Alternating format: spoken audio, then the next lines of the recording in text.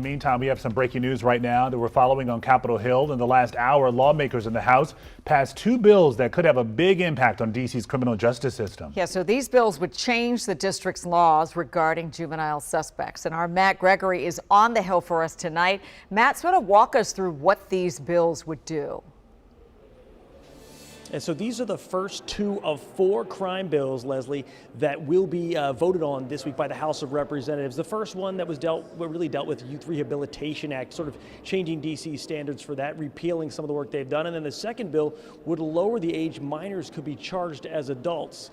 So both of those passed within the last, I would say, half hour to an hour or so. But let's take you through what happened today. There was, a little bit of debate that went on, and it dragged for quite a bit here. But the Republicans, the crux of the argument was that D.C. has become a haven for crime, and that it is the job of Congress and the right of Congress to control D.C. when it gets out of control. Democrats, though, attacked the merit of these bills, saying D.C. deserves the right to govern itself. And they also raised questions about how effective these things would be towards actually lowering crime and not targeting youth. Now, D.C.'s lone non-voting delegate Eleanor Holmes Norton spoke for the people of D.C. Take a listen to how this debate went down today. It is clear to members of the committee and the public that D.C.'s soft-on-crime policies have failed to keep D.C. residents and visitors safe. It's about stripping decision-making away from the people and the judges of D.C. and instead handing the power of judges over to politicians in this room who don't live here, who don't vote here, and certainly don't answer to D.C. residents. The only solution to this undemocratic treatment is to grant D.C. statehood. I ask unanimous consent to enter into the record a letter explaining why D.C. statehood is constitutional.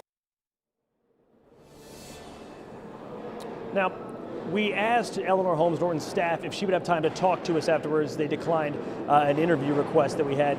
I would point out, though, that with at least one of these bills, it wasn't strictly along party lines. There was about 29, almost 30 Democrats that voted for the D.C. Crimes Act that would repeal portions of the Youth Rehabilitation Act, as well as about 8 Democrats that voted in favor of lowering the age from 14, or lowering the age to 14 from 16 for minors that can be charged as adults. So kind of interesting that it wasn't strictly along party lines. There were Democrats that went across the aisle, I should say, in order to vote for these D.C. crime laws. 2 more crime bills are on the docket tomorrow. We'll be here covering those as well, and we'll get into those as we get into tomorrow. But, just to kind of hash it all out for you, 2 crime bills passed in the House, head to the Senate from here, all dealing with D.C.'s crime laws and D.C.'s autonomy many lawmakers have set today. For now, inside the Capitol, Matt Gregory, back to you. Making decisions for D.C. that D.C. doesn't get a hand in. All right. Thank you, Matt.